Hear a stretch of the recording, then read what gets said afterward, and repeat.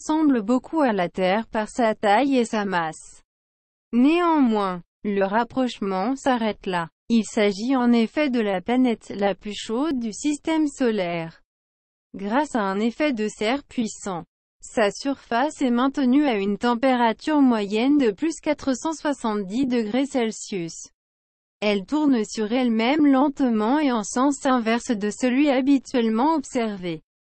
La rotation de Vénus est si lente que 2 journées correspondent à environ une année.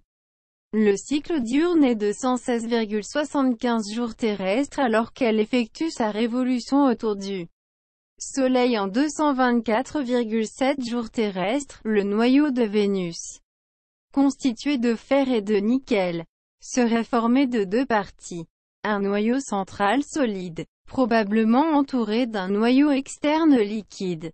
Mais l'absence de champ magnétique interne suggère plutôt que le noyau serait entièrement liquide. Son manteau est constitué de roches silicatées et d'oxyde, dont la taille atteindrait la moitié de rayon de la planète.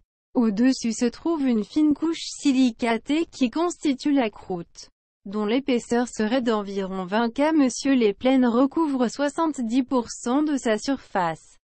Néanmoins, celle-ci porte le signe d'un passé turbulent. Canyons longs et profonds, montagnes pouvant atteindre 10 km d'altitude, dômes volcaniques, coulées de lave et cratères d'impact météoritique.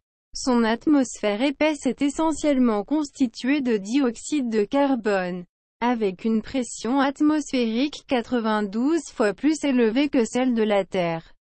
Celle-ci crée un puissant effet de serre expliquant les hautes températures à sa surface.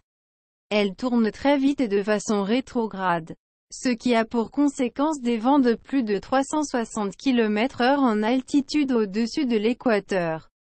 De plus, entre 32 et 90 km au-dessus de la surface, des nuages composés de gouttelettes et de cristaux d'acide sulfurique bloquent 80% de la lumière du Soleil.